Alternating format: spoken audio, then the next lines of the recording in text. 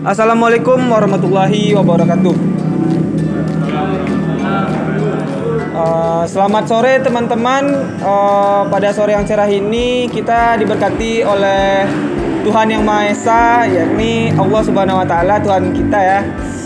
Dan juga semoga sore yang cerah ini tidak cepat berlalu karena ya saya bakal nge-tag video soalnya. Nah, pada sore ini saya akan membawakan suatu pembahasan yang mungkin bisa terdengar simple atau mainstream.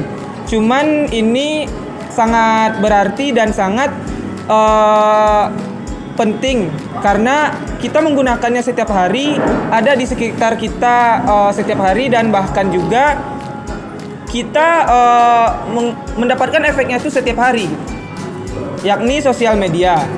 Nah, pembahasan ini saya mengangkat topik yakni bijaklah dalam menggunakan sosial media. Dengan judul pembahasan saya yakni bahaya konten sensitif di sosial media yang akan mengakibatkan tindakan kriminal. Nah, sebelum itu teman-teman di sini pasti menggunakan sosial media kan? Pasti kan, kayak Instagram, WhatsApp, atau Telegram, atau Line untuk kepentingan biologis misalnya gitu. Nah, lanjut lagi. Contohnya seperti Instagram yang paling banyak digunakan oleh rakyat Indonesia lah, atau rakyat dunia pun. Soalnya Instagram ini adalah sosial media nomor 1 semenjak 2015 berdasarkan Research Forbes ya. Berdasarkan Research Forbes tahun 2015, Instagram merupakan sosial media nomor 1 yang digunakan oleh masyarakat seluruh dunia.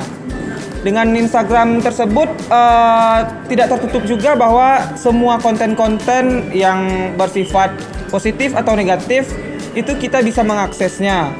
Untungnya saja Instagram ini memiliki fitur protect konten sensitif. Nah, akan tetapi konten sensitif yang baru diupload tentu pihak Instagram belum bisa mengantisipasinya. Nah, kita akan memperdalam ini, yakni konten sensitif. Ada beberapa konten sensitif ya, yang mana seperti pornografi yang mengandung unsur sara, hoaks, penipuan, atau tindakan kriminal sadis gitu. Nah, yang pertama itu kan ada pornografi. Nah, kalian semua atau teman-teman semua pasti tahu lah apa pornografi. Kita kan udah dewasa juga kan. Nah, mungkin pornografi itu merupakan hal yang wajar dan ya kebutuhan juga gitu kan untuk orang dewasa gitu. Cuman segala sesuatu yang berlebihan, tak terkecuali pornografi ini, tentu tidak baik. Nah, saya akan mengangkat kasus konten pornografi ini yang mana mengakibatkan tindakan kriminal yang bahkan bisa menghilangkan nyawa seseorang. Saya tidak akan menyebutkan tapi kasus ini diangkat dari kisah nyata. Saya tidak akan menyebutkan sumbernya dari mana atau orangnya siapa. Nah, anggap aja lah si A. Si A ini dia mendapatkan dia kan buka Instagram awalnya nih. Dia buka Instagram, habis itu dia kan pergi ke fitur searching. Nah, si A ini sebelumnya dia mengikuti ujian mid semester. Nah, habis ujian itu kan auto stres lah atau jenuh gitu. Jadi si A pergi ke Instagram untuk mencuci mata atau menyegarkan pikirannya. Nah, si A ini kebetulan juga dia mahasiswa semester 3 gitu, mahasiswa semester 3 yang tentunya umurnya udah 19 atau 20-an lah gitu, yang artinya dia udah dewasa. Nah, kita biasanya orang-orang dewasa kan kalau untuk menyegarkan pikiran atau cuci mata itu kan melihat pemandangan dalam artian ini pemandangan yang bisa memuaskan hasrat dan nafsu dia gitu. Cuman tidak berlebihan. Niatnya gini, niat awal si A. Nah, dia akses mencari hashtag body goals atau hot girl gitu, kayak ya gitulah. Bukan bermaksud ini ya sarkas ya. Cuman itulah yang dicari si A, dan muncullah konten-konten yang menampilkan berbau pornografi, cuman nggak terlalu pornografi, cuman kalau kita sebagai orang Indonesia, hal itu bukan budaya kita, penampilan yang muncul di konten Instagram tadi. Contohnya seperti cewek yang pakai bikini gitu kan. Nah, si A entah kenapa pada saat itu mungkin karena stres juga sangat terpengaruhi nih sama salah satu postingan orang luar. Ini orang luar yang posting. Jadi kan itu kontennya itu sebenarnya tidak negatif, tapi si A menangkap dengan stimulusnya konten ini negatif dan mencandu gitu. Sehingga si A mengakses ke lebih jauh lagi, menutup Instagramnya, lalu membuka Play Store, mendownload VPN gitu kan. Nah, VPN ini digunakan untuk mengakses konten yang sudah diblokir oleh pemerintah. Ya, tentunya konten porno gitu kan. Nah, terus si A menonton lebih banyak hal-hal yang seperti itu, hal-hal yang bisa dibilang jorok ya gitu kan, yang tidak seharusnya kita lihat sebelum memiliki pasangan gitu seharusnya. Tapi si A melakukan ini di usia yang dewasa awal atau remaja yang matang gitu kan, usia yang sangat labil gitu. Jadi si A terpengaruh,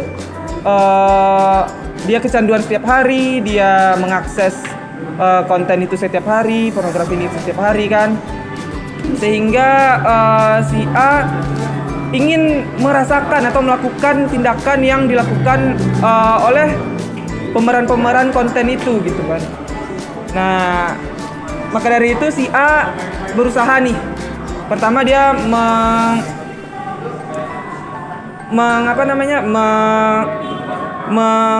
menggunakan atau memperbagus dirinya agar ada wanita yang terpikat olehnya. Lalu wanita ini diajaknya untuk menjalin hubungan. Setelah menjalin hubungan, lalu dia pergi atau ke satu tempat atau ke tempat yang sepi gitu. Nah, disinilah si A melakukan tindakan yang dia konsumsi sehari-hari sebelumnya gitu.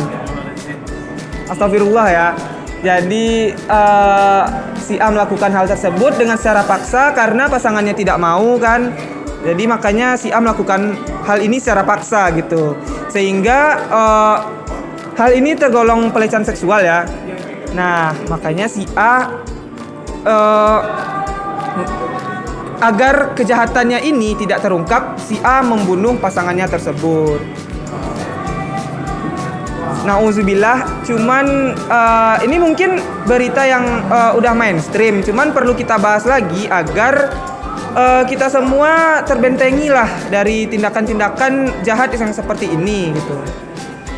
Sehingga si A pun membuang mayat pasangannya jauh-jauh gitu. Dan pada akhirnya tetap si A ini, kasusnya ini bakal terbongkar dan dia akan diurus pihak berwajib gitu. Cuman kan sayang banget si A yang masih di jenjang pendidikan, yang niatnya tadi cuman mau refreshing, malah dia menjadi seorang kriminal gitu. Itulah bahaya jika menggunakan Instagram, tidak Instagram saja ya, maksudnya menggunakan media sosial dengan tidak bijak atau hati-hati gitu. Nah, cukup malang kasus si A ini. Dapat kita ambil kesimpulan bahwa si A ini dia mungkin terjerumus atau emang konten Instagram yang dia akses itu konten yang salah gitu. Jadi maka dari itu perlulah kita berpikir kembali dalam melakukan searching nih. Ini yang paling bahaya itu searching tentang konten yang akan kita cari. Dan juga kita menggunakan media sosial ini hendaklah berhati-hati dan sangat